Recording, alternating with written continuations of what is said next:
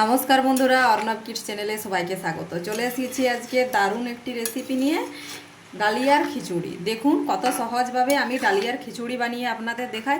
আপনারা পুরো ভিডিওটা দেখতে থাকুন। আমি আজকে ডালিয়ার খিচুড়ি বানিয়ে দেখাবো। তার জন্য এখানে আমি আগে থাকতে হাফ কাপ মতো ডালিয়া খুব ভালো করে ধুয়ে নিয়েছি, আর কিছুক্ষণ আগে ভিজিয়ে রেখেছিলাম। আর নিয়েছি মুগ ডাল আর অড়হর ডাল, দুটো মিক্স করে আমি নিয়েছি এখানে হাফ কাপ মতো। এরপর আমি গ্যাসের মধ্যে কড়াই বসিয়ে দেব। খিচুড়িটা আমি সাদা তেলে বানাবো, আপনারা চাইলে এখানে সরষের তেলও বানাতে পারেন। কড়াইয়ের মধ্যে দিয়ে দিলাম আমি সাদা তেল। এরপর তেলটা গরম হওয়া পর্যন্ত অপেক্ষা করব। গ্যাসের মধ্যে কড়াই বসিয়ে দিয়েছি। এরপর এখানে দিয়ে দেবো আমি অল্প পরিমাণে সাদা তেল। দেখুন তেল গরম হয়ে গেছে। এরপর এখানে আমি দিয়ে দেবো দুটো শুকনো লঙ্কা, আর দেব দুটো তেজপাতা, আর দেব অল্প পরিমাণে গোটা জিরে।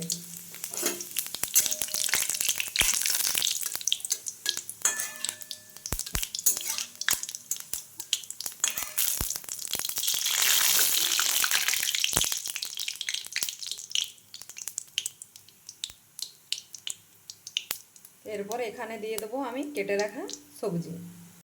এখানে সব আমি টুকরো টুকরো করে আলু দিয়ে দিলাম, আর দিয়ে দেবো কুমড়ো,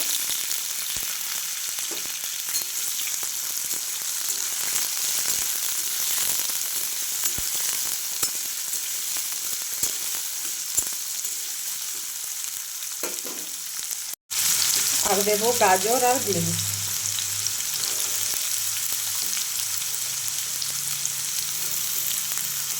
দেখুন গাজর আর বিনস আমি দিয়ে দিলাম। এরপর সবজিগুলো আমি ভালোভাবে নাড়িয়ে নেব।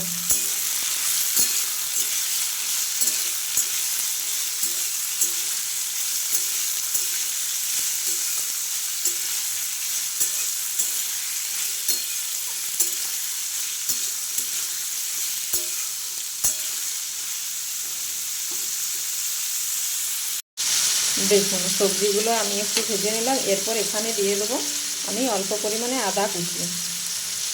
আমি আদাটা আগে গ্রেড করে রেখেছিলাম, এখানে দিয়ে দিলাম। এরপর দিয়ে দেবো আমি অল্প পরিমাণে হলুদের গুঁড়ো, আর দেব জিরের গুঁড়ো, আর দেব অল্প পরিমাণে ধনের গুঁড়ো।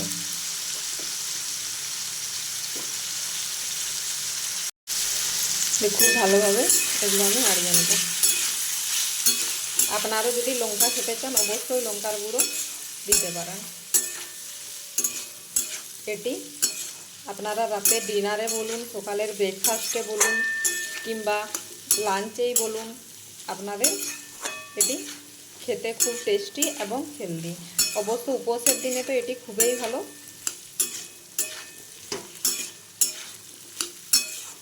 দেখুন এগুলো আমি খুব ভালো করে ভেজে নিলাম। এখানে কিন্তু এখনো পর্যন্ত আমি কোনো রকম লবণ দিইনি, কারণ লবণ দিয়ে দিলেই সবজি থেকে জল বের হয়ে যাবে।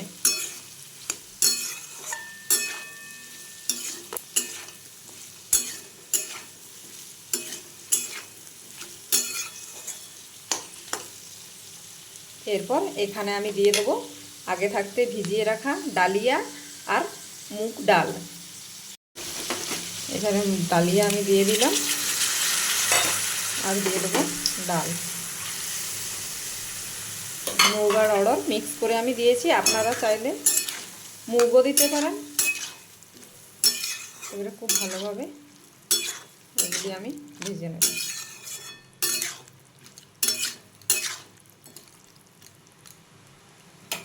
এরপর এখানে আমি দিয়ে দেবো লবণ।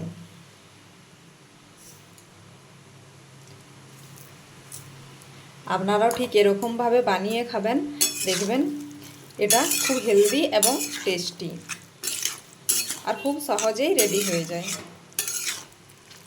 আরেকটা কথা আমি আপনাদের বলে রাখি, এখানে আপনারা চাইলে ডালিয়াটাকে রোস্টও করে দিতে পারেন আগে, ডালিয়া মুগ ডাল। কিন্তু আমি এখানে কোনো রোস্ট করিনি, আমি খুব সহজভাবে বানিয়ে আপনাদের দেখাচ্ছি, কারণ এটা আমি বাচ্চার জন্য বানাচ্ছি।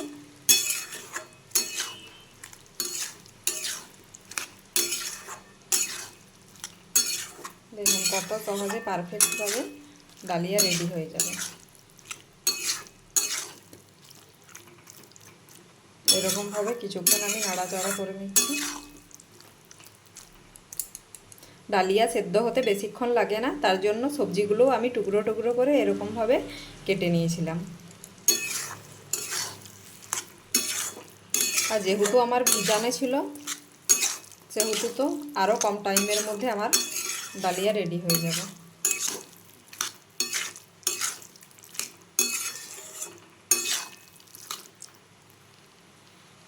এরপর এখানে দিয়ে দেবো আমি কেটে রাখা টমেটো।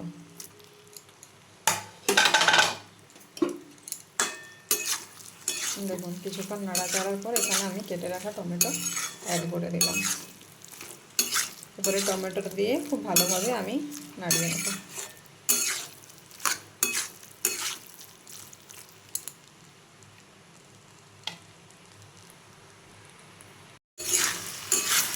দেখুন আমার খুবভাবে নাড়াচাড়া হয়ে গেছে। এরপর এখানে আমি দিয়ে দেবো জল। আপনারা যদি খিচুড়িটা পাতলা খেতে পছন্দ করেন তাহলে জলের পরিমাণ বেশি দেবেন, আর যদি থকথকে খেতে পছন্দ করেন তাহলে জলের পরিমাণটা একটু কম দেবেন। আপনারা জলের পরিমাণটা নিজেদের মতো বুঝে সুঝে দিয়ে দেবেন।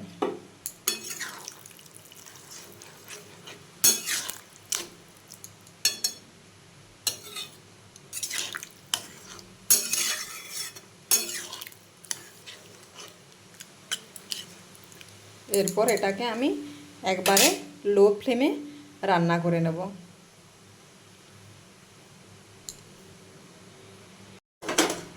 এটা ঢেকে দিলাম। এরপর কিছুক্ষণ পর আমি ফিরে আসছি। কিছুক্ষণ পর আমি ঢাকাটা খুলে নিচ্ছি।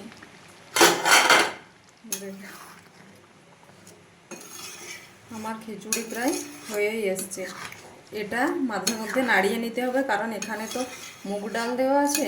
মুগ ডাল দেওয়া থাকলে নিচে লেগে যাওয়ার সম্ভাবনা থাকে, তার জন্য মাঝে মধ্যে এটা নাড়িয়ে নিতে হবে। দেখুন আমার সবজিও খুব ভালোভাবে সেদ্ধ হয়ে গেছে, আর খিচুড়িও সেদ্ধ হয়ে গেছে। আর কিছুক্ষণ এটা আমি লো ফ্লেমে কুক করে নেব, তারপর এটা আমি নামিয়ে দেবো।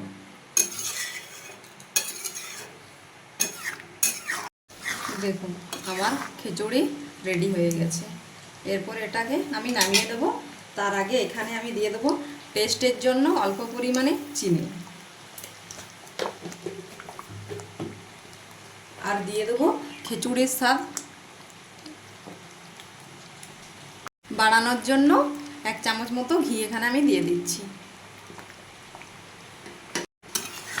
এরপর এটাকে আমি খুব ভালোভাবে মিশিয়ে নিচ্ছি, তাহলে খিচুড়ির স্বাদ অসাধারণ হয়ে যাবে। এরকমভাবে আপনারা নিরামিষের দিনে এই খিচুড়ি বানিয়ে খাবেন, খেতেও খুব টেস্টি লাগবে, আর এটা শরীরের জন্যও হেলদি। দেখুন কত সহজভাবে আমার পারফেক্ট খিচুড়ি রেডি হয়ে গেল। এরপর এটাকে আমি নামিয়ে নেব।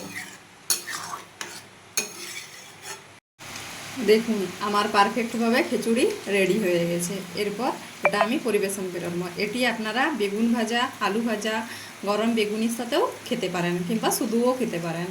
যদি আমার রেসিপিটি ভালো লেগে থাকে অবশ্যই আমার চ্যানেলটিকে সাবস্ক্রাইব করে দেবেন, এবং লাইক, ফলো, শেয়ার, কমেন্ট করতে একদমই ভুলবেন না। ফিরে আসছি নিত্য নতুন ভিডিও নিয়ে। ততক্ষণ ভালো থাকুন, সুস্থ থাকুন, সাবধানে থাকুন।